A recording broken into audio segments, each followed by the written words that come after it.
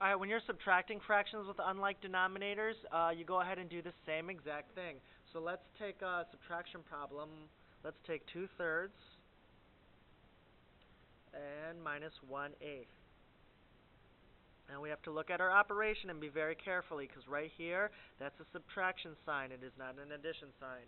So the first thing we do, yep, we got our fractions vertically aligned. We look at our denominators. A 3 is not the same as an 8, so we have unlike denominators. We're going to go ahead and do the same exact process that we did before to get like denominators. It's just basically the same thing as finding equivalent fractions to 2/3 and 1/8. So I'm going to look at the denominator in my first fraction. I know it's a 3. I'm going to drop it down to the bottom fraction, and I'm going to write times 3. Then I'm going to look at the denominator in my bottom fraction here. It's an 8.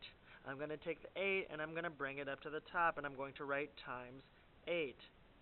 Now, if you look at the top here, I have a times 8 with the denominator here, but I have nothing with my numerator here. I have to make sure that they stay equivalent, so I'm going to write it times 8 here. Both these numbers should be the same here, and likewise for the bottom fraction. The denominator here is an 8. I found that it's a times 3, but I have nothing with my 1, nothing with my numerator, so I need to put a times 3 here. I'm now going to create two equivalent fractions to 2/3 and 1/8, so they have like denominators. I know that 2 times 8 equals 16, and I know that 3 times 8 equals 24. I also know that 1 times 3 equals 3, and I know that 8 times 3 equals 24. All right, I have now found two equivalent fractions to 2/3, which is 16/24, and I know that 1/8 is equivalent to 3/24. So I can go ahead and ignore this.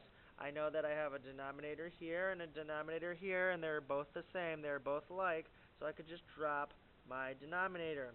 And I know that 16 minus 3, you have to be very careful of your operation. Right here it's a minus sign. 16 minus 3 is 13.